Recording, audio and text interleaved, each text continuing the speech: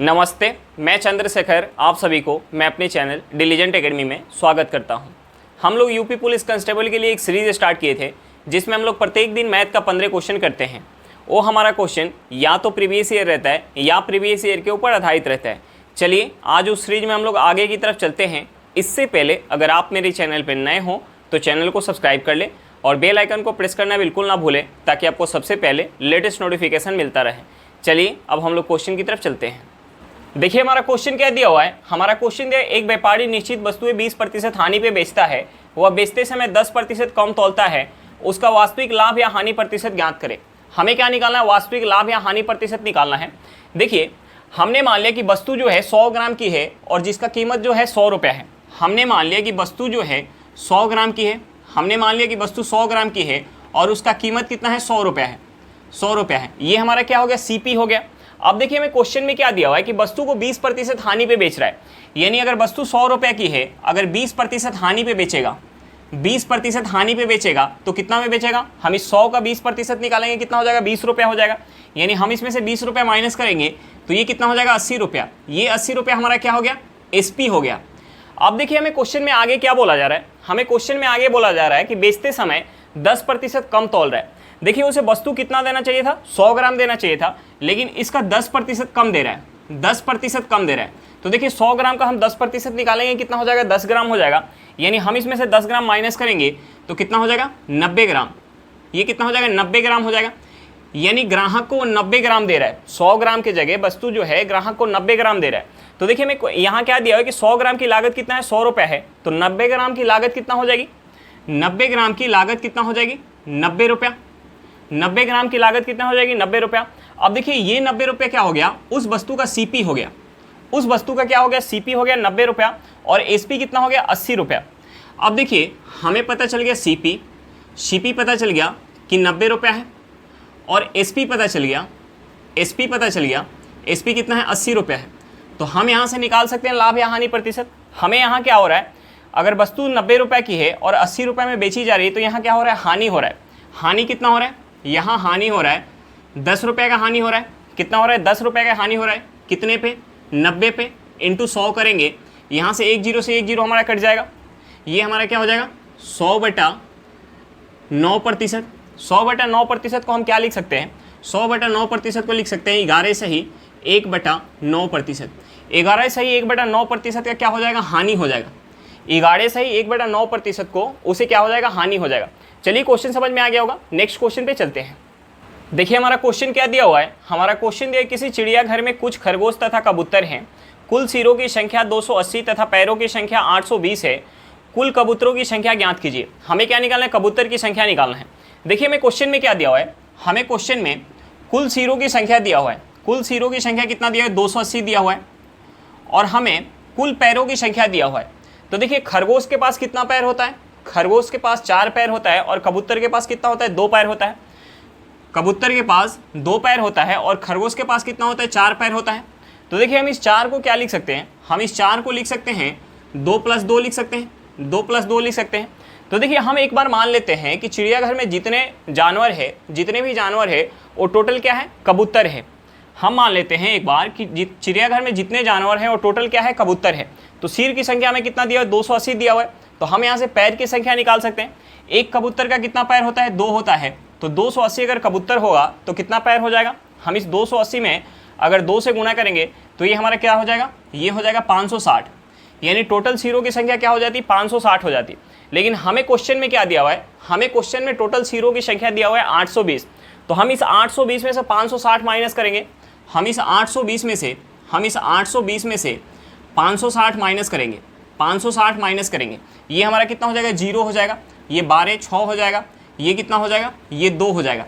ये 260 हमारा कम क्यों आ रहा है? पैरों की संख्या 260 पैरों की संख्या कम क्यों आ रहा है? क्योंकि हमने खरगोश को भी मान लिया है 2 पैर का जानवर। तो देखिए ये 2 पैर हमने कम लिया है जिसके कारण हमें टोटल पैर में 260 की कमी आ रहा है। यानी इस 2 का हमें वैल्यू कितना हो जाएगा? इस 2 का वैल्यू जो हो जाएगा 260। तो हम यहाँ से 1 का वैल्यू निकाल सकते हैं। हम इसे 2 से भाग देंगे तो ये कितने बार में जाएगा? ये चला जाएगा 130 बार में। यानी यहाँ से हमें क्या पता चल गया, यहाँ से हमें पता चल गया कि टोटल जो खरगोश है, खरगोश की संख्या कितना है 130 है। अब देखिए हमें खरगोश की संख्या पता चल गया और हमें क्वेश्चन में टोटल सिर की संख्या दिया हुआ है, तो हम यहाँ से कबूतर की संख्या निकाल सकते हैं। हम यहाँ से कबूतर का संख्या निकालेंगे, 280 में से हम माइनस करेंगे 130, 280 में से 130 माइनस करेंगे, ये हमारा कितना हो जाएगा 0, 5, 1, यानी कबूतर का संख्या हमारा क्या निकल के आ गया 150 निकल के आ गया और खरगोश की संख्या कितना निकल के आ गया 130 निकल के आ गया। हमारा आंसर क्या निकल के आ गया 150। चलिए क्वेश्चन समझ में आ गया होगा, नेक्स्ट क्वेश्चन पे चलते हैं। देखिए हमारा क्वेश्चन क्या दिया हुआ है, हमारा क्वेश्चन दिया हुआ है एक काम को ए और बी क्रमशः 16 दिनों और 18 दिनों में कर सकते हैं। ए ने अकेले काम आरंभ किया था और 4 दिनों के बाद बी भी शामिल हो गया और काम पूरा होने तक जुड़ा रहा। बी ने कितने दिनों तक काम किया। हमें क्या निकालना है कि बी कितना दिन काम कर रहा है, हमें उस समय को निकालना है। तो देखिए हम सबसे पहले क्या करेंगे, जो हमारा समय दिया हुआ है 16 दिन और 18 दिन, हम इसका एलसीएम निकालेंगे। सबसे पहले जो हमारा समय दिया हुआ है 16 दिन और 18 दिन, हम इसका एलसीएम निकालेंगे। 16 और 18 का एलसीएम क्या हो जाएगा, 16 और 18 का एलसीएम हो जाएगा 144। 16 और 18 का एलसीएम क्या हो जाएगा 144। हम टोटल वर्क को मान लेंगे 144 यूनिट, टोटल वर्क को मान लेंगे 144 यूनिट। अब देखिए 144 यूनिट काम जब ए अकेले कर रहा है, तो हमें क्वेश्चन में क्या दिया है 16 दिन का समय ले रहा है। जब ए अकेले कर रहा है तो 16 दिन का समय ले रहा है, और जब इसी 144 यूनिट काम को बी अकेले कर रहा है तो 18 दिन का समय ले रहा है। बी कर रहा है तो 18 दिन का समय ले रहा है, तो हम यहाँ से ए और बी का इफिशियंसी निकाल सकते हैं। देखिए ए जो है 16 दिन में अगर 144 यूनिट काम कर रहा है तो एक दिन में कितना करेगा 9 यूनिट काम करेगा। बी जो है 18 दिन में अगर 144 यूनिट काम कर रहा है तो एक दिन में कितना करेगा, एक दिन में 8 यूनिट काम करेगा। अब देखिए दोनों का हमें इफिशियंसी निकल के आ गया और हमें टोटल वर्क पता है, टोटल वर्क कितना है 144 यूनिट है। तो हम निकाल सकते हैं यहाँ से कि बी जो है अकेले कितना दिन काम किया है। देखिए हम इसमें से क्या करते हैं, टोटल वर्क में से हमें क्वेश्चन में दिया कि ए ने अकेले काम आरंभ किया और 4 दिन बाद बी शामिल हो गया, तो हम सबसे पहले ए के 4 दिन के काम को माइनस कर लेते हैं। देखिए ए जो है एक दिन में 9 यूनिट काम कर रहे हैं, ए एक दिन में, ए जो है एक दिन में 9 यूनिट काम कर रहा है, तो 4 दिन में कितना करेगा, ए जो है 4 दिन में कितना करेगा, ए 4 दिन में कितना काम कर लेगा, एक दिन में 9 यूनिट कर रहा है तो 4 दिन में कितना कर लेगा 36 यूनिट काम कर लेगा। अब देखिए शेष काम हम निकाल लेते हैं, टोटल काम कितना है, हम शेष काम यहाँ से निकालेंगे। शेष कितना हो जाएगा, हम टोटल काम में से यानी 144 में से हम माइनस करेंगे 36, तो यहाँ से हमारा क्या हो जाएगा 144 में से अगर 36 माइनस करेंगे तो ये हमारा कितना हो जाएगा, ये हमारा हो जाएगा 108। ये कितना हो जाएगा 108। अब देखिए 108 यूनिट काम करना है और ए और बी दोनों मिलके काम कर रहे हैं। 108 यूनिट काम ए प्लस बी दोनों अगर मिलके करेंगे तो कितना समय लगेगा हम निकाल सकते हैं, क्योंकि दोनों का इफिशियंसी हमें पता है। ए का इफिशियंसी कितना है 9 यूनिट है और बी का इफिशियंसी 8 यूनिट है। अगर दोनों मिलके करेंगे तो एक दिन में कितना काम होगा, 8 प्लस का 9 कितना हो जाएगा 17 यूनिट काम हो जाएगा। अब देखिए काम कितना करना है, 108 यूनिट काम करना है और दोनों मिलके काम कर रहे हैं तो 17 यूनिट काम हो रहा है एक दिन में। तो हम यहाँ से समय निकाल सकते हैं, हम इसे 17 से भाग देंगे।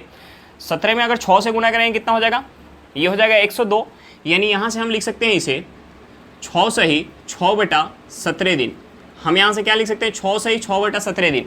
अब देखिए ए और बी दोनों मिलके 6 सही 6/17 दिन कर रहे हैं काम, तो हमसे क्या पूछ रहा था बी ने कितने दिनों तक काम किया। बी कितना दिन तक काम कर रहा है, ए के साथ बी 6 सही 6/6 दिन तक काम कर रहा है। यानी हमारा आंसर क्या निकल के आ गया, हमारा आंसर निकल के आ गया 6 सही 6/17 दिन। हमारा आंसर क्या निकल के आ गया 6 सही 6/17 दिन निकल के आ गया। चलिए क्वेश्चन समझ में आ गया होगा, नेक्स्ट क्वेश्चन पे चलते हैं।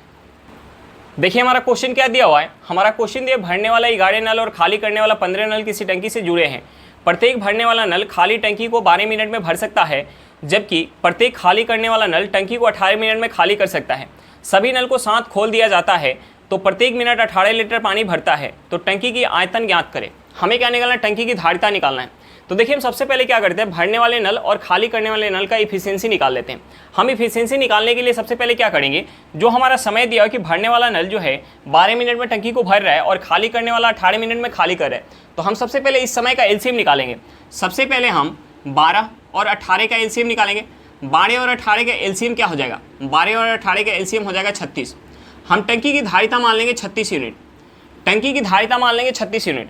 अब देखिए टंकी की धारिता है, आयतन जो है 36 यूनिट है और भरने वाला नल जो है प्रत्येक नल 12 मिनट में टंकी को भर रहा है और खाली करने वाला प्रत्येक नल जो है 18 मिनट में टंकी को खाली कर रहा है, तो हम यहाँ से दोनों नल का इफिशियंसी निकाल सकते हैं।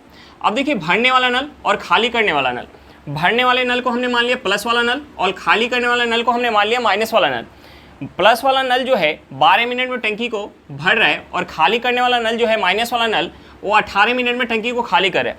अब देखिए 12 मिनट में 36 यूनिट पानी भरने वाला नल भर रहा है, तो 1 मिनट में कितना भर रहा होगा, 3 यूनिट पानी।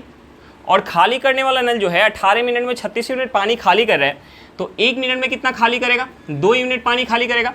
अब देखिए यहाँ से हमारा दोनों नल का इफिशियंसी निकल के आ गया, भरने वाला और खाली करने वाला नल का इफिशियंसी निकल के आ गया। अब देखिए हमें क्वेश्चन में क्या बोला जा रहा है, हमें क्वेश्चन में बोला जा रहा है कि भरने वाला 11 नल और खाली करने वाला 15 नल है। भरने वाला 11 नल और खाली करने वाला 15 नल जो है टंकी से जुड़ा हुआ है। अब देखिए भरने वाला अगर 11 नल है, एक नल जो है 1 मिनट में अगर 3 यूनिट पानी भर रहा है, तो 11 नल होगा तो कितना पानी भरेगा, 11 नल अगर होगा तो 1 मिनट में कितना पानी भरेगा। अब देखिए हम यहाँ से निकाल लेते हैं कि 1 मिनट में अगर सभी नल को एक साथ खोल दिया जाए तो टंकी में कितना पानी भरेगा। अगर 1 मिनट में सभी नल को अगर खोल दिया जाए तो टंकी में कितना पानी भरेगा, हम ये निकाल लेते हैं। अब देखिए भरने वाला नल कितना है, भरने वाला जो नल है वो 11 नल है और एक नल जो है 1 मिनट में 3 यूनिट पानी भर रहा है, तो 11 नल जो है 1 मिनट में कितना पानी भरेगा, 11 नल 1 मिनट में कितना पानी भरेगा, 11 गुने 3। अब देखिए खाली करने वाला नल भी हम खोल रहे हैं, खाली करने वाला नल भी खोल रहे हैं। खाली करने वाला नल 1 मिनट में 2 यूनिट पानी खाली कर रहा है और 15 नल है, यानी कितना पानी खाली करेगा, 15 गुने 2 यानी 30 यूनिट पानी खाली करेगा।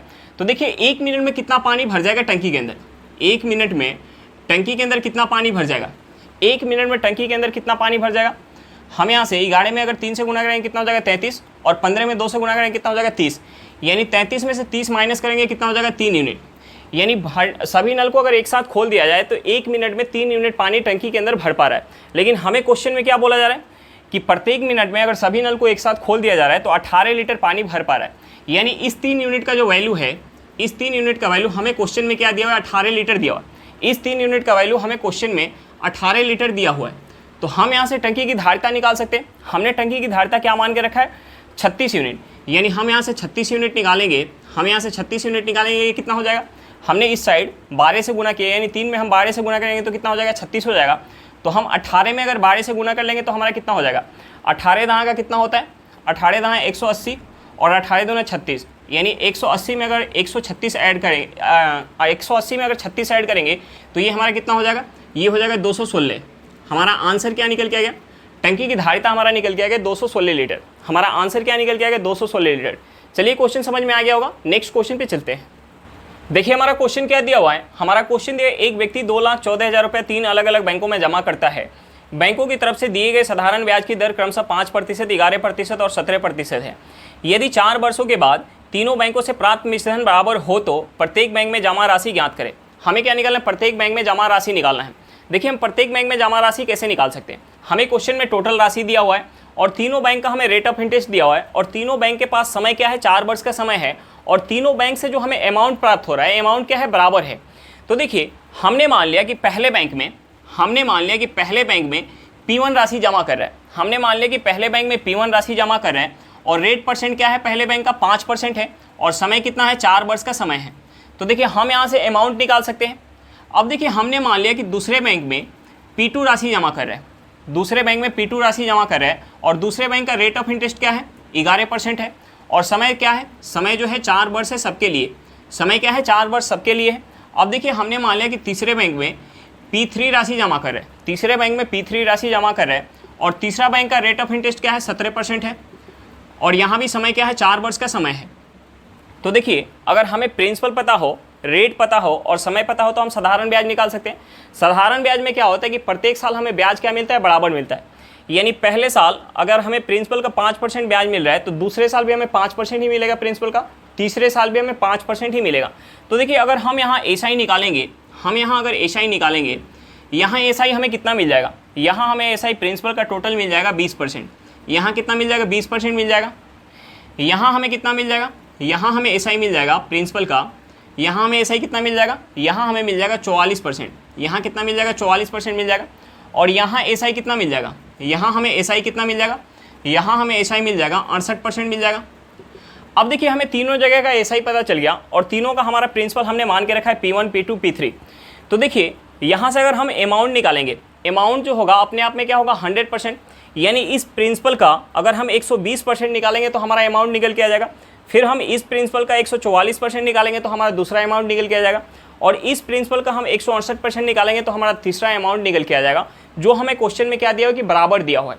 तो देखिए हम यहाँ से इसे लिख सकते हैं, हम यहाँ से इसे लिख सकते हैं P1 का 120% इक्वल टू P2 का ये कितना हो जाएगा 144% इक्वल टू P3 का 168% हो जाएगा। अब देखिए यहाँ से तीनों जगह से हमारा परसेंट से परसेंट कट जाएगा और हम इस 120 को 24 से काट सकते हैं। अगर 24 से काटेंगे तो ये 5 बार में जाएगा। 144 को अगर हम 24 से काटेंगे तो ये 6 बार में जाएगा और 168 को अगर हम 24 से काटेंगे तो 7 बार में जाएगा। यानी यहाँ से हमारा क्या निकल के आ गया, यहाँ से निकल के आ गया P1 गुने 5 इक्वल टू P2 गुने 6 इक्वल टू P3 गुने 7। अब देखिए हम यहाँ से P1 P2 P3 का रेशियो निकाल सकते हैं।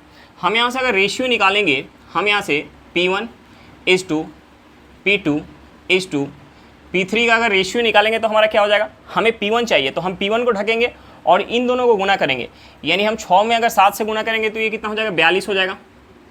हमें क्या चाहिए P2 चाहिए तो हम P2 को ढकेंगे और इन दोनों को गुना करेंगे। यानी हम 5 में अगर 7 से गुना करेंगे कितना हो जाएगा 35 हो जाएगा।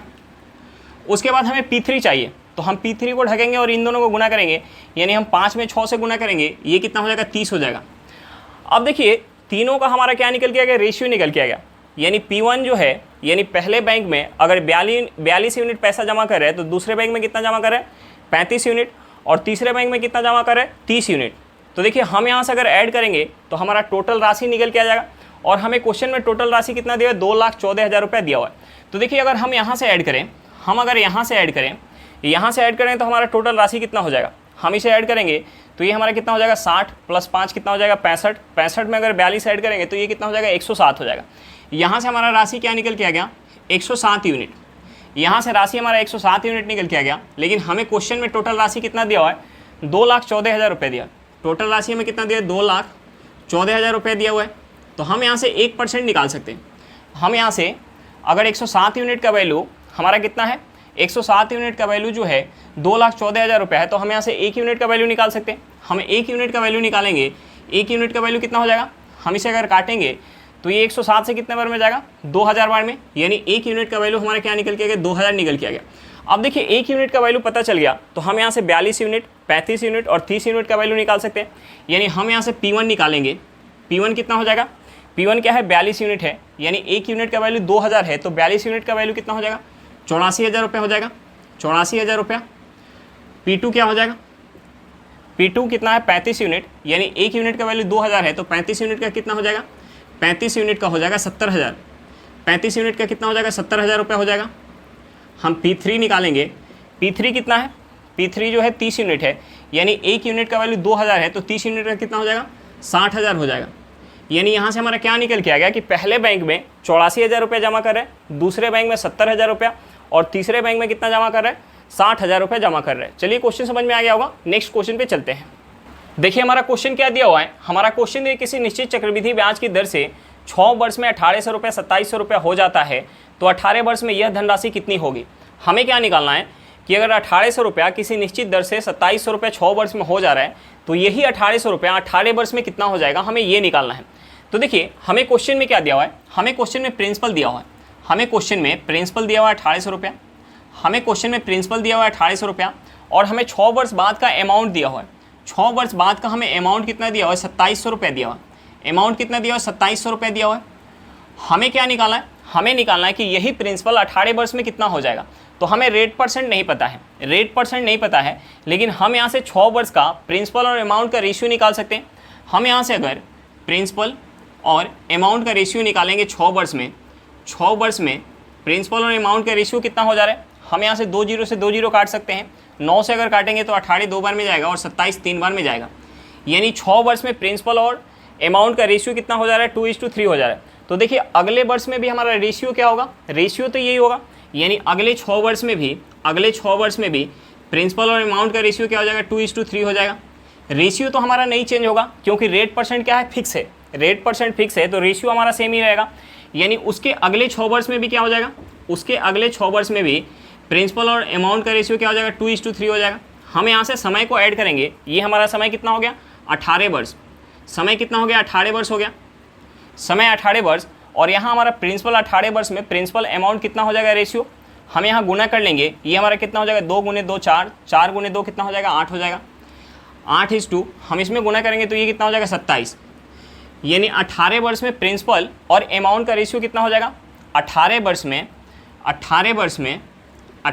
में प्रिंसिपल और अमाउंट का रेशियो कितना हो जाएगा, प्रिंसिपल और अमाउंट का रेशियो कितना हो जाएगा 18 वर्ष में 8:27।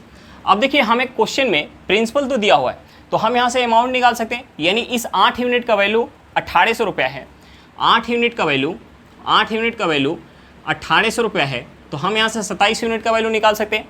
हम यहाँ से 1 यूनिट का वैल्यू निकालेंगे, 1 यूनिट का वैल्यू क्या हो जाएगा, 1 यूनिट का वैल्यू हम अगर 18 में 8 से अगर भाग देंगे तो ये कितने बार में जाएगा, ये 2 बार में जाएगा, हाथ में 2 20, ये कितने बार में जाएगा 2 बार में, हाथ में 4 यानी 40, ये 5 बार, ये 225 बार में चला जाएगा, यानी 1 यूनिट का वैल्यू क्या निकल के आ गया 225 रुपये निकल के आ गया। तो हम यहाँ से 27 यूनिट का वैल्यू निकाल सकते हैं, हम यहाँ से 27 यूनिट का वैल्यू निकाल सकते हैं। 27 यूनिट का वैल्यू क्या हो जाएगा, हम इसमें अगर 27 से गुना करेंगे तो ये कितना हो जाएगा 27 पचे कितना हो जाएगा, 27 पचे ये हमारा हो जाएगा 135, 135 के 5 हाथ में 13, 27 दूना कितना होता है 54, 54 में अगर 13 ऐड करेंगे कितना हो जाएगा 64 और 3 67, हाथ में 6, 54 और 6 कितना हो जाता है 60, ये हमारा कितना हो गया, ये हमारा अमाउंट हो जाएगा 6075 रुपया, यानी 18 वर्ष में यही प्रिंसिपल कितना बन जाएगा 6075 रुपया बन जाएगा। चलिए क्वेश्चन समझ में आ गया होगा, नेक्स्ट क्वेश्चन पे चलते हैं। देखिए हमारा क्वेश्चन क्या दिया हुआ है, हमारा क्वेश्चन दिया ए और बी की आयु का अनुपात क्रमशः 8:7 है, 20 वर्षों के बाद उनकी आयु का अनुपात क्रमशः 13:12 होगा, उनकी आयु के बीच का अंतर क्या है। हमें क्या निकालना है, आयु के बीच का अंतर निकालना है।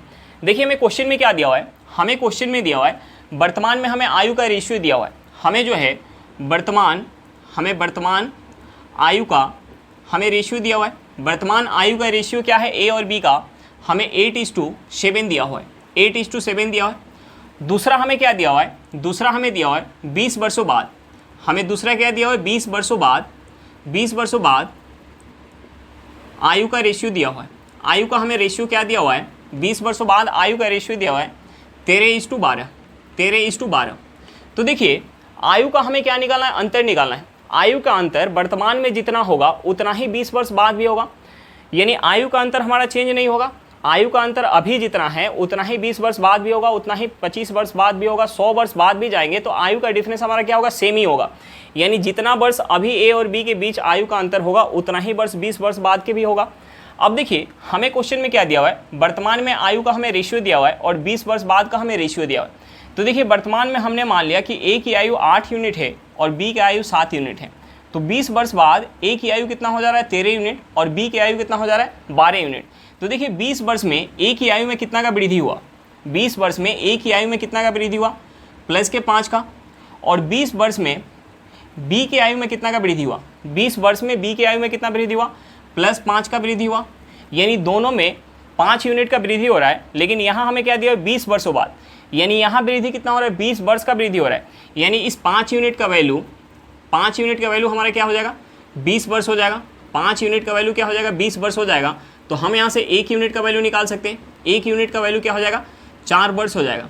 अब देखिए हमें क्या निकालना था, आयु का अंतर निकालना था। तो देखिए आयु का अंतर क्या है, वर्तमान में अगर ए की आयु 8 यूनिट है तो बी की आयु कितना है 7 यूनिट, यानी यहाँ डिफरेंस कितना हो जाएगा 1 यूनिट हो जाएगा।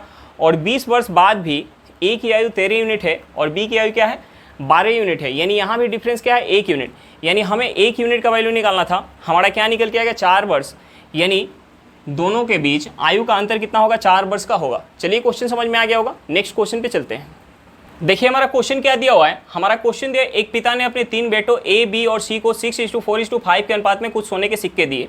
ए ने 70 सिक्के अपने दोस्त को बेच दिए, बी ने इनमें से 50 अपने सास को भेंट कर दिए और सी ने यात्रा के दौरान इनमें से 80 सिक्के खो दिए। ए बी और सी के पास शेष बचे सोने के सिक्के 5:3:2 के अनुपात में है। पिता द्वारा अपने बेटे को दिए गए सोने के सिक्कों की कुल संख्या ज्ञात करें। हमें क्या निकालना है, सिक्कों की कुल संख्या निकालना है।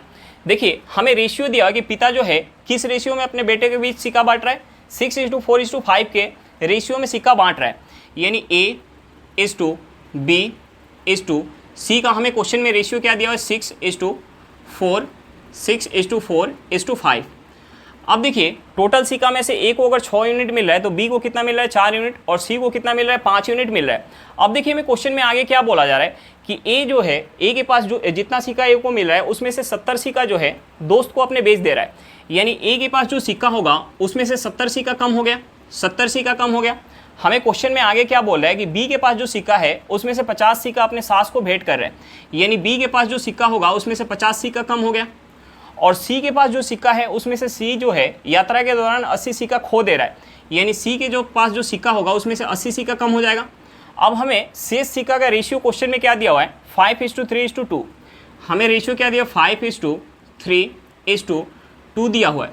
अब देखिए हम यहाँ किसी दो का रेशियो ले लें, यानी A:B+C का रेशियो ले लें, या हम किसी दो का रेशियो ले लें और वहाँ से हम क्रॉस प्रोडक्ट लगा के कुल सिक्कों की संख्या निकाल सकते हैं। तो हम यहाँ रेशियो ले लेते हैं A:B+C का हम रेशियो ले लेते हैं। तो देखिए A कितना है, A जो है 6 यूनिट है और B+C कितना हो जाएगा 4 + 5 कितना हो जाएगा 9 हो जाएगा। और यहाँ जो है A कितना है 5 यूनिट है, A कितना है 5 यूनिट है और यहाँ B+C कितना हो जाएगा 3 + 2 ये हो जाएगा 5 यूनिट। अब देखिए ये हमारा रेशियो कब आ रहा था, ये रेशियो कब आ रहा था जब A के सिक्का में A के कुल सिक्का में 70 सिक्का जो है कम हो रहा था और B+C के कुल सिक्का में माइनस का 50 और माइनस का 80 कम हो रहा था, यानी हम इसे ऐड करेंगे तो ये कितना हो जाएगा माइनस का 130, माइनस का 130। अब हम यहाँ से क्रॉस प्रोडक्ट लगाएंगे तो यहाँ से हमारा कुल सिक्का की संख्या निकल के आ जाएगा। अब देखिए क्रॉस प्रोडक्ट में हम क्या करते हैं, हम इसमें इससे गुना करेंगे, फिर हम इसमें इससे गुना करेंगे और इन दोनों का डिफरेंस लेंगे, हम बड़े में से छोटे को माइनस करेंगे।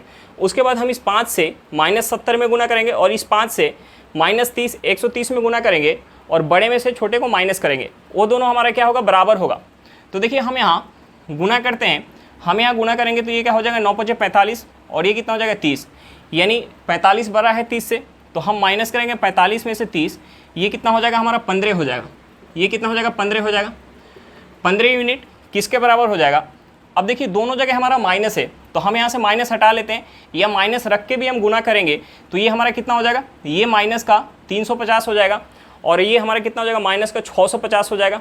ये माइनस का हमारा 350, ये माइनस का 650, तो हम जब माइनस करेंगे तो हमारा 350 650 से बड़ा होगा, तो हम यहाँ माइनस का 350 माइनस का 650 करेंगे तो ये हमारा प्लस का 650 हो जाएगा, यानी 650 में से हम 350 माइनस करेंगे, 650 में से अगर 350 माइनस करेंगे तो ये कितना हो जाएगा 300 हो जाएगा, यानी 15 यूनिट हमारा क्या निकल के आ गया 300 निकल के आ गया।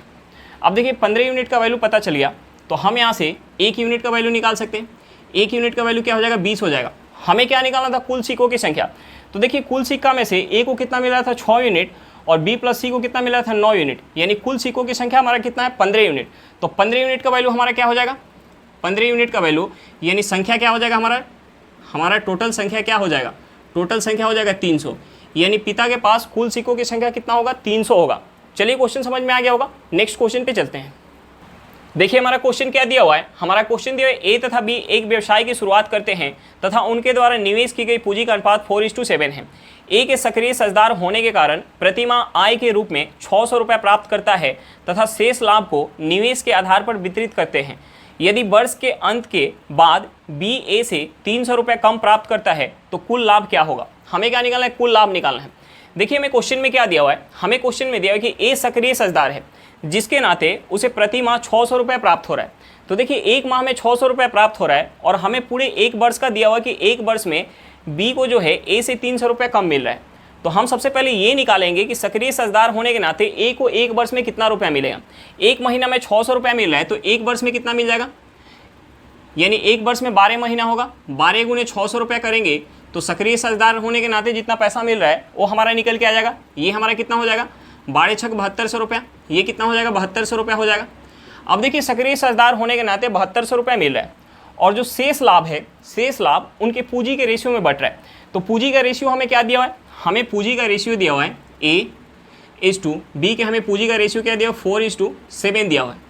तो देखिए हमने मान लिया कि A को जो है शेष लाभ में से, अगर हमने मान लिया कि A को शेष लाभ में से 4x मिल रहा है तो B को शेष लाभ में से कितना मिल जाएगा 7x मिल जाएगा। B को शेष लाभ में से हमने मान लिया कि 7x मिल जाएगा। तो देखिए हम यहाँ से निकाल सकते हैं कि 7200 रुपये देने के बाद जो शेष लाभ बच रहा है, शेष लाभ कितना बच रहा है, 7200 रुपये देने के बाद शेष लाभ कितना बच रहा है, 4x प्लस का 7x बच रहा है।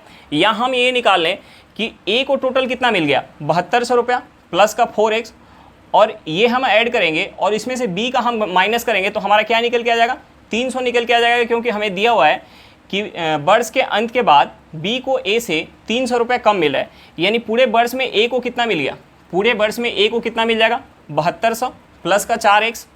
ए को कितना मिल जाएगा, ए को मिल जाएगा 7200 रुपया प्लस का 4x। हम इसमें से माइनस करेंगे 7x, हम इसमें से माइनस करेंगे 7x। ये किसके बराबर हो जाएगा, ये बराबर हो जाएगा 300 के बराबर। ये किसके बराबर हो जाएगा, 300 के बराबर। अब देखिए ये हमारा क्या है, 4x है और ये माइनस का 7x है, तो हमारा क्या बच जाएगा, यहाँ माइनस का 3x बच जाएगा। यानी हम उस साइड ले जाएंगे, हमारा क्या हो जाएगा, प्लस का 3x इक्वल टू, और इस 300 को हम इस साइड लेके आएंगे तो हमारा माइनस में हो जाएगा। यानी 7200 में से अगर 300 माइनस करेंगे तो ये कितना हो जाएगा, 6900 हो जाएगा। ये कितना हो जाएगा, 6900 हो जाएगा। यहाँ से हम x निकालेंगे, यहाँ से हमारा x क्या निकल के आ जाएगा, यहाँ से हमारा x हो जाएगा, 2 बार में जाएगा, 3 बार में, यानी x निकल के आएगा 2300। x हमारा क्या निकल के आएगा, 2300 निकल के आएगा। हमें क्या निकालना था, टोटल लाभ निकालना था, हमें टोटल लाभ निकालना था। तो देखिए हम यहाँ से निकाल सकते हैं, यहाँ से शेष लाभ में से a को क्या मिल रहा है, 4x, और b को कितना मिल रहा है, 7x मिल रहा है। तो हम यहाँ से 11x का वैल्यू निकालेंगे। 11x का वैल्यू क्या हो जाएगा, हम इसमें 11 से गुना करेंगे तो ये कितना हो जाएगा, 0 0, 33 का 3, हाथ में 3, 11 दूनी 22, 22 3 कितना हो जाएगा, 25 हो जाएगा। यानी यहाँ से कितना मिल गया, 25,300 रुपया, और 7200 रुपया पहले मिल चुका है ए को। यानी हमारा कुल क्या हो जाएगा, कुल अगर लाभ निकालेंगे तो ये हो जाएगा 25,300 प्लस का ये कितना हो जाएगा, 7200। हम इसे ऐड करेंगे तो ये हमारा कितना हो जाएगा, ये हमारा हो जाएगा, ये हो जाएगा 32,000। ये कितना हो जाएगा, 32,500 रुपया। टोटल लाभ हमारा क्या निकल के आ गया, 32,500 रुपये निकल के आ गया। हमसे कुल लाभ पूछ रहा था, हमारा कुल लाभ क्या निकल के आ गया, 32,500 रुपया। चलिए क्वेश्चन समझ में आ गया होगा, नेक्स्ट क्वेश्चन पे चलते हैं।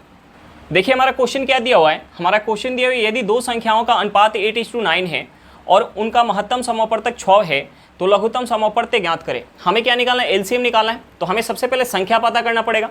अब देखिए हमें क्वेश्चन में संख्या का रेशियो दिया हुआ है, हमें रेशियो क्या दिया हुआ है, 8:9 दिया हुआ है, हमें रेशियो दिया हुआ है, और हमें क्या दिया हुआ है, एचसीएफ दिया हुआ है, हमसे एलसीएम पूछ रहा है। तो हमें सबसे पहले संख्या निकालना पड़ेगा। तो देखिए हम इस रेशियो में अगर एचसीएफ से गुणा कर देंगे तो हमारी संख्या निकल के आ जाएगी। अगर समझ में ना आ रहा हो तो हम मान लेते हैं कि एक संख्या हमारी 8 है और दूसरी संख्या 9 है। तो अगर हम यहाँ एचसीएफ निकालेंगे, हम यहाँ अगर एचसीएफ निकालेंगे तो एचसीएफ हमारा क्या हो जाएगा, 8 और 9 में कुछ भी कॉमन नहीं है, यानी हमारा एचसीएफ क्या हो जाएगा, 1 हो जाएगा। लेकिन हमें क्वेश्चन में एचसीएफ कितना दिया हुआ है, 6 दिया हुआ है, यानी इस 1 यूनिट का वैल्यू हमें क्वेश्चन में 6 दिया हुआ है। तो हम यहाँ से 8 यूनिट का वैल्यू निकाल सकते हैं। 8 यूनिट का वैल्यू क्या हो जाएगा, ये हो जाएगा 48 हो जाएगा। और 9 यूनिट का वैल्यू निकालेंगे तो हमारा क्या हो जाएगा, 9 यूनिट का वैल्यू निकालेंगे तो ये कितना हो जाएगा, 54 हो जाएगा। अब देखिए हमें संख्या पता चल गया कि एक संख्या हमारी 48 है और दूसरी संख्या क्या है, 54 है। तो हमें क्या निकालना है, एलसीएम निकालना है। हमें 48 और 54 का हमें एलसीएम निकालना है, हमें एलसीएम निकालना है। तो देखिए हम सबसे पहले सबसे बड़े नंबर का फैक्टर करेंगे, यानी 54 का फैक्टर हमारा क्या हो जाएगा, ये हो जाएगा 6 गुने 9। हम अगर 48 का फैक्टर करेंगे तो ये क्या हो जाएगा, ये हमारा हो जाएगा 8 6 48, यानी 6 यहाँ पे है, हम एक 8 से गुना कर लेंगे, एक 8 से गुना कर लेंगे। अब देखिए इसमें हम गुना करेंगे तो हमारे यहाँ से एलसीएम निकल के आ जाएगा। हम यहाँ गुना करेंगे, ये हमारा कितना हो जाएगा, ये हो जाएगा 54, 9 6 54 गुने 8। हम 54 में 8 से गुना करेंगे, ये कितना हो जाएगा, 8 चौका 32 के 2, हाथ में 3, ये कितना हो जाएगा, 40 3 43। यानी हमारा आंसर क्या निकल के आएगा, एलसीएम निकल के आएगा 432। एलसीएम क्या निकल के आएगा, 432 निकल के आएगा। चलिए क्वेश्चन समझ में आ गया होगा, नेक्स्ट क्वेश्चन पे चलते हैं। देखिए हमारा क्वेश्चन क्या दिया हुआ है, हमारा क्वेश्चन दिया यदि एक संख्या को 225 से विभाजित किया जाता है तो शेष 70 बचता है, लेकिन जब संख्या का वर्ग 15 से विभाजित होता है तो शेष क्या बचेगा। हमें क्या निकालना है कि संख्या के अगर वर्ग को 15 से अगर विभाजित किया जाए तो शेष क्या बचेगा, हमें उसे निकालना है। तो देखिए हमें यहाँ संख्या निकालने की ज़रूरत नहीं है। हमने मान लिया कि हमारी संख्या जो है n है, हमने मान लिया कि हमारी संख्या n है, जिसे हम अगर 225 से भाग दे रहे हैं, 225 से भाग दे रहे हैं तो शेष कितना बच रहा है, शेष कितना बच रहा है, 70 बच रहा है। शेष कितना बच रहा है, 70 बच रहा है। तो हमसे पूछ रहा है कि अगर संख्या के स्क्वायर को अगर हम 15 से विभाजित करें तो शेष कितना बचेगा। तो हमें यहाँ n निकालने की ज़रूरत नहीं है। हम सबसे पहले क्या चेक करेंगे कि हम पहले जिस संख्या से भाग दे रहे थे और बाद में हम जिस संख्या से भाग देने वाले हैं, हम ये चीज़ देखेंगे कि पहले वाली जो संख्या है जिससे हम भाग दे रहे थे वो संख्या बाद वाली संख्या से विभाजित हो रही है या नहीं। यानी हम यहाँ ये चेक करेंगे कि ये 225 जो है 225 15 से विभाजित हो रहा है या नहीं, 15 से विभाजित हो रहा है या नहीं। तो देखिए 15 का स्क्वायर ही होता है हमारा 225, यानी ये कितने बार में चला जाएगा, 15 बार में चला जाएगा। 15 से 225 कितने बार में चला जाएगा, 15 बार में। यानी ये जो संख्या है जिससे हम पहले भाग दे रहे थे वो बाद वाली संख्या से पूरी तरीके से विभाजित हो रही है। तो हमें यहाँ संख्या निकालने की कोई ज़रूरत नहीं है। हम क्या करेंगे, सीधे जो हमारा शेष दिया हुआ है उस शेष का स्क्वायर करेंगे। यानी हम 70 का स्क्वायर करेंगे, 70 का स्क्वायर करेंगे, ये हमारा क्या हो जाएगा, 70 का स्क्वायर कितना हो जाएगा, ये हो जाएगा 4900। 70 का स्क्वायर कितना हो जाएगा, 4900। अब हम 4900 को भाग देंगे 15 से, हम 4900 को भाग देंगे 15 से, और जो हमारा शेष बचेगा वही शेष संख्या के स्क्वायर करके हम भाग देते तो शेष बचता। यानी हम यहाँ 4900 को भाग देंगे 15 से, ये कितने बार में जाएगा, 3 बार में। 15 तियाँ 45, 15 तियाँ 45, हाथ में कितना हो जाएगा 4, ये कट जाएगा 0। 15 दूना 30, ये कितना हो जाएगा, 15 दूना 30, एक आ जाएगा, 0 आएगा। अब नहीं कटने वाला है, यानी यहाँ हमारा शेष क्या निकल के आ गया, 10 निकल के आ गया। यानी संख्या के स्क्वायर को अगर हम 15 से विभाजित करेंगे तो हमारा शेष कितना बच जाएगा, 10 बच जाएगा। चलिए क्वेश्चन समझ में आ गया होगा। नेक्स्ट क्वेश्चन पे चलते हैं। देखिए हमारा क्वेश्चन क्या दिया हुआ है। हमारा क्वेश्चन दिया 30 सेंटीमीटर लंबे, 24 सेंटीमीटर चौड़े तथा 18 सेंटीमीटर ऊंचे एक घनाभ के विकर्ण की लंबाई क्या होगा। हमें क्या निकालना है, विकर्ण निकालना है। देखिए घनाभ के विकर्ण का फॉर्मूला क्या होता है, घनाभ के विकर्ण का फॉर्मूला होता है √L² plus B square plus H square. अब देखिए क्वेश्चन में हमें L क्या दिया हुआ है, हमें क्वेश्चन में L क्या दिया हुआ है, L दिया हुआ है 30 सेंटीमीटर। यानी हम 30 का स्क्वायर करेंगे, 30 का स्क्वायर प्लस हमें चौड़ाई कितना दिया हुआ है, 24 दिया हुआ है, यानी 24 का स्क्वायर, 24 का स्क्वायर प्लस H हमें कितना दिया हुआ है, 18 दिया हुआ है, यानी हम 18 का स्क्वायर करेंगे। अब देखिए 30 का स्क्वायर कितना होता है, 30 का स्क्वायर जो होता है 900 होता है। 30 का स्क्वायर कितना होता है, 900। और 24 का स्क्वायर कितना होता है, 576। 24 का स्क्वायर कितना होता है, 576। और 18 का स्क्वायर कितना होता है, 324। 18 का स्क्वायर कितना होता है, 324। हम इसे ऐड करेंगे, ये हमारा कितना हो जाएगा, ये 576 और प्लस का 324 हम ऐड करेंगे तो ये हमारा कितना हो जाएगा, 900 हो जाएगा। 900 प्लस 900 कितना हो जाएगा, 1800 हो जाएगा। ये कितना हो जाएगा, 1800 हो जाएगा। तो देखिए हम इसका फैक्टर करेंगे तो हम इसे क्या लिख सकते हैं, हम इसे लिख सकते हैं 2 गुने 3 गुने 3 गुने 10 गुने 10 लिख सकते हैं। अब देखिए यहाँ से हमारा क्या निकल के आ जाएगा, यहाँ से निकल के आ जाएगा रूट से बाहर, हमारा रूट के अंदर अगर 2 3 है तो 1 3 बाहर निकल के आ जाएगा, 2 10 है तो हमारा 1 10 बाहर निकल के आ जाएगा। यानी यहाँ से हमारा क्या हो जाएगा, यहाँ से हो जाएगा 30√2 सेंटीमीटर। विकर्ण की लंबाई हमारा क्या निकल के आ गया, 30√2 सेंटीमीटर। चलिए क्वेश्चन समझ में आ गया होगा। नेक्स्ट क्वेश्चन पे चलते हैं। देखिए हमारा क्वेश्चन क्या दिया हुआ है, हमारा क्वेश्चन दिया है एक ट्रेन दिल्ली से धनबाद जो 1300 किलोमीटर है 60 किलोमीटर पर घंटा की चाल से तय करती है। प्रत्येक 100 किलोमीटर चलने पर 5 मिनट का विश्राम लेती है। रुकावट के साथ ट्रेन की औसत चाल ज्ञात करें। हमें क्या निकालना है, एवरेज स्पीड निकालना है। तो देखिए हम एवरेज स्पीड कैसे निकालते हैं, टोटल डिस्टेंस बटा टोटल समय करते हैं तो हमारा एवरेज स्पीड निकल के आता है। अब हमें क्वेश्चन में टोटल डिस्टेंस तो दिया हुआ है 1300 किलोमीटर, तो हमें यात्रा का टोटल समय निकालना पड़ेगा। अब देखिए टोटल समय निकालने के लिए हम सबसे पहले ये निकाल लेते हैं कि अगर 1300 किलोमीटर बिना रुके अगर ट्रेन जाती तो कितना समय लगता। तो हम यहाँ से सबसे पहले ये समय निकालेंगे, यानी हमारा टाइम क्या हो जाता है, टाइम हो जाता है डिस्टेंस बटा स्पीड। डिस्टेंस कितना है 1300 किलोमीटर, डिस्टेंस कितना है 1300 किलोमीटर, और हमें स्पीड क्या दिया हुआ है, हमें स्पीड दिया हुआ है 60 किलोमीटर पर घंटा। एक जीरो से हमारा जीरो कट जाएगा, हम इसे अगर 2 से काटेंगे तो 130 2 से कितने बार में जाएगा, 65 बार में, और 6 2 से कितने बार में जाएगा, 3 बार में। यानी यहाँ से हमारा क्या निकल के आएगा, 65/3 घंटा। अगर बिना रुके ट्रेन जाती तो 65/3 घंटा का समय लगता। लेकिन हमें क्वेश्चन में दिया है कि प्रत्येक 100 किलोमीटर चलने के बाद ट्रेन 5 मिनट का विश्राम लेती है। तो देखिए हम सबसे पहले स्टॉपेज निकालेंगे, हम स्टॉपेज की संख्या निकालेंगे। सबसे पहले स्टॉपेज का संख्या निकालेंगे। देखिए स्टॉपेज का संख्या हमारा कैसे निकल के आएगा, हमें टोटल डिस्टेंस दिया हुआ है और एक स्टॉपेज दिया हुआ है कि 100 किलोमीटर पर आ रहा है। तो हम टोटल डिस्टेंस में यानी 1300 में 100 से भाग देंगे और इसमें से 1 माइनस करेंगे तो हमारा स्टॉपेज का संख्या निकल के आ जाएगा। अब देखिए 2 जीरो से हमारा 2 जीरो कट जाएगा, यानी 13 में से 1 माइनस करेंगे स्टॉपेज का संख्या हमारा क्या निकल के आ गया 12, यानी 12 स्टॉपेज आएगा टोटल यात्रा में। तो देखिए हमें क्वेश्चन में दिया कि एक स्टॉपेज पे 5 मिनट के लिए रुक रही है, तो हम यहाँ से समय निकालेंगे। हम यहाँ से समय निकालेंगे कि स्टॉपेज में कितना समय लग जाएगा।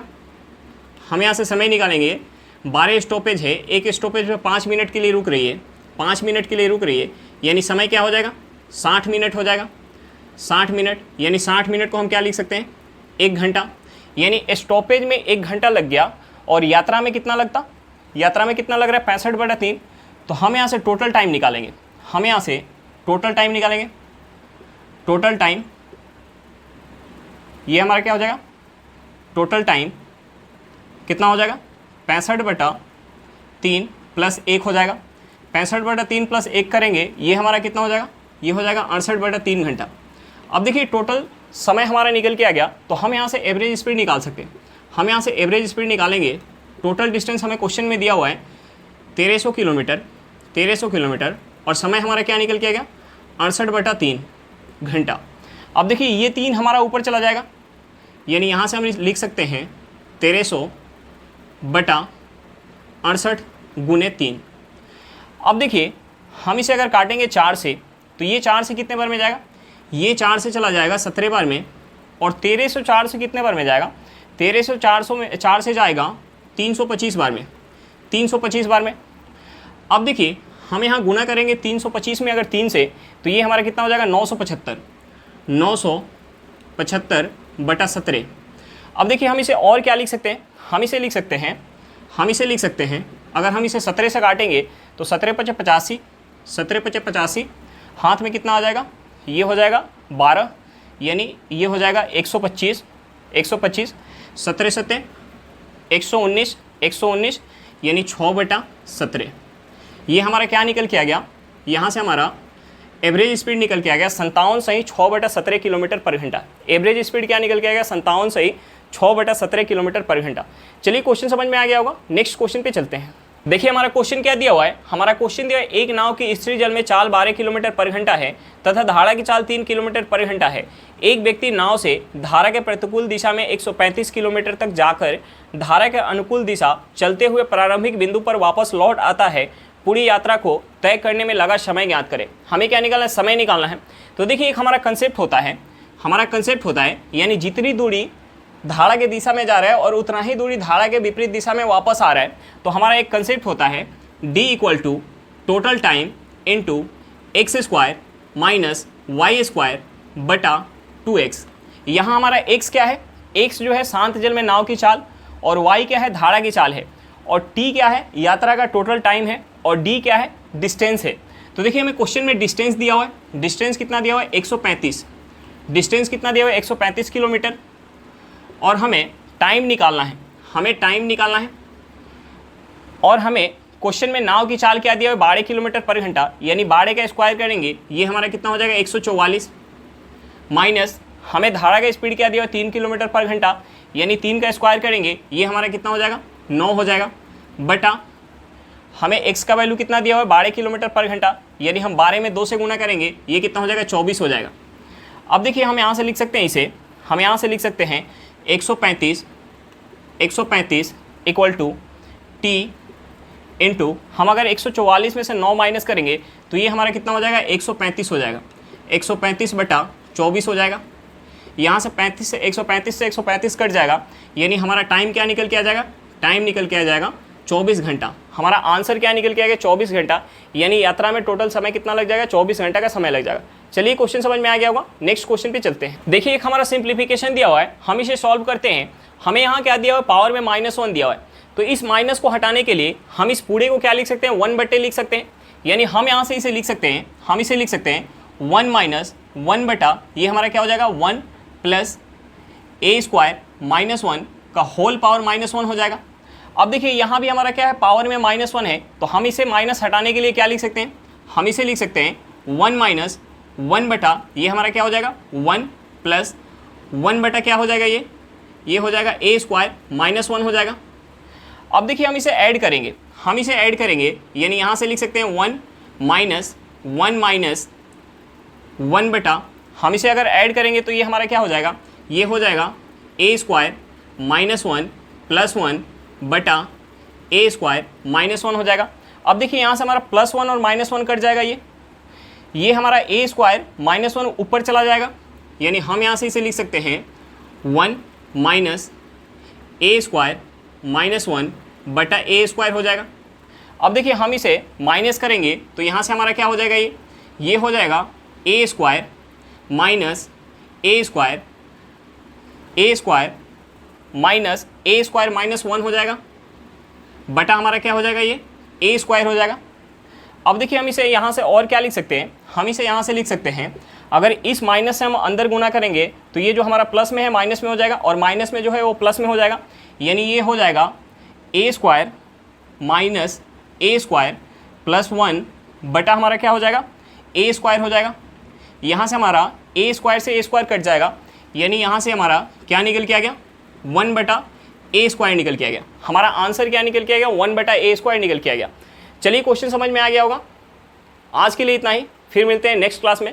अगर क्लास अच्छा लगे तो क्लास को लाइक करिएगा, अगर आप मेरे चैनल पर नए हो तो चैनल को सब्सक्राइब करिएगा और क्लास को अपने दोस्तों के साथ शेयर करना बिल्कुल मत भूलिएगा। चलिए बाय बाय।